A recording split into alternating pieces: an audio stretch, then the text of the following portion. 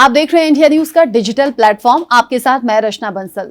श्रद्धा Volker के 35 टुकड़े करने वाला, श्रद्धा वॉलकर को जान से मारने वाला आरोपी आफ्ताब पूनावाला, जो कि जेल की सलाखों के पीछे है और अब अभी वो लंबे वक्त तक जेल की सलाखों के पीछे रहने वाला है। जिस तरह के सबूत दिल्ली पुलिस को हाथ लगे हैं, जिस तरह के सबूत उसके खिलाफ अभी तक इकट्ठा किए गए हैं, और उसने खुद भी ये स्वीकार किया है कि उसने श्रद्धा वॉलकर की हत्या की है। 35 टुकड़ों में काटा, जगह जगह शव को ठिकाने लगा दिया। मतलब एक तो क्राइम किया, दूसरा सबूतों को भी उसने ठिकाने लगाने की कोशिश की। यहाँ कई धाराएं संगीन है, उसके खिलाफ अभी भी कार्रवाई चल रही है और लंबे वक्त तक वो जेल की सलाखों के पीछे रहेगा। लेकिन हम आपको वक्त वक्त पर बता रहे हैं कि आफ्ताब किस तरह के हालात में अभी रह रहा है, या फिर क्या कुछ उस पर गुजर रही है। शायद क्राइम करते हुए, श्रद्धा वॉलकर को मारते हुए, या फिर उसके शव के टुकड़ों को ठिकाने लगाते हुए उसे अंदाजा नहीं था कि उस पर क्या गुजरेगी, या फिर इसका क्या कुछ नतीजा हो सकता है।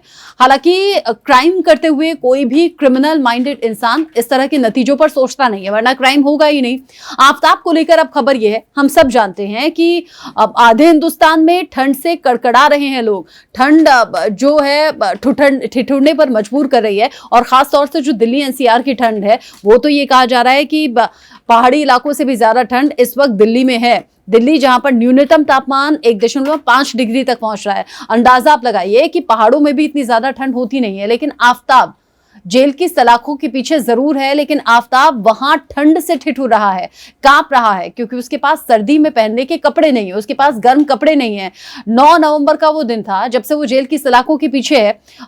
उसने मई में इस क्राइम को अंजाम दिया था। 18 मई वो तारीख थी। करीब करीब 6 महीने लगे इस घटना को सामने आने के लिए, सबूतों को इकट्ठा करने के लिए। चूंकि अब वो 9 नवंबर से जेल की सलाखों के पीछे है, तब से लेकर अब तक मौसम में काफी ज्यादा बदलाव हो गया है, और अब आफ्ताब ठंड से थर-थर कांप रहा है।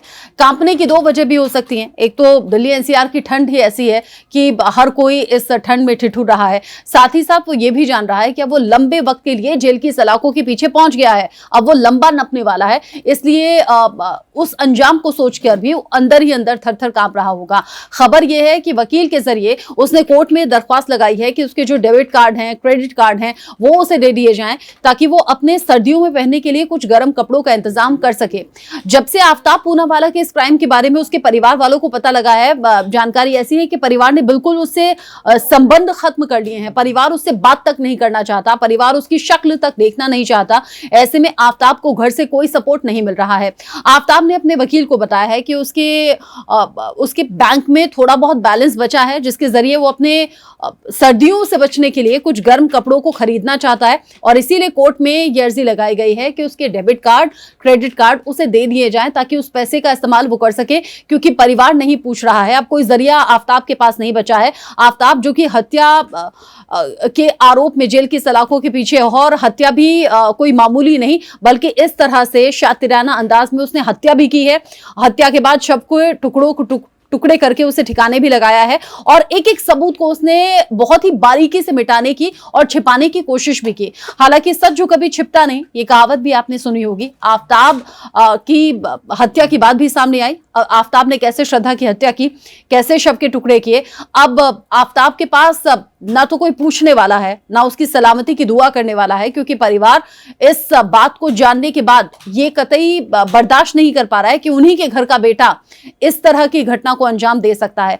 आफ्ताब अब ठंड में ठिठुर रहा है, तो क्रेडिट कार्ड, डेबिट कार्ड मांग रहा है। आफ्ताब पैसों की मदद मांग रहा है। यही सब बातों को आधार बनाकर वकील ने कोर्ट में अर्जी लगा दी है। कोर्ट की इस पर रिएक्शन क्या रहेगा, ये तो आने वाला वक्त बताएगा। लेकिन आफ्ताब के इस केस से जुड़ा हुआ जो अपडेट अभी आ रहा है, या फिर जो खबरें अभी आ रही हैं, वो हर क्रिमिनल को सुननी चाहिए, समझनी भी चाहिए, और इसे इस तरीके से भी देखा जाना चाहिए कि जब भी आप कोई क्राइम करते हैं, न सिर्फ आपके अपने परिवार वाले, करीबी, खून के रिश्ते, बल्कि आपके दोस्त यार भी आपसे दूर हो जाते हैं। हर कोई आपसे दूर हो जाता है, किनारा कर लेता है। फिर आपके पास जो बेसिक सुविधाएं होती हैं, जो बेसिक जरूरत होती हैं, वो भी सुनने वाला या फिर उन्हें फुलफिल करने वाला कोई नहीं होता। आफ्ताब सर्दी से बचने के इंतजाम अभी जुटा रहा है। आफ्ताब के पास सर्दी से बचने के कपड़े तक नहीं है। आफ्ताब से जुड़ा हुआ, इस केस से जुड़ा हुआ आगे जो अपडेट होगा पहुंचाएंगे आप तक।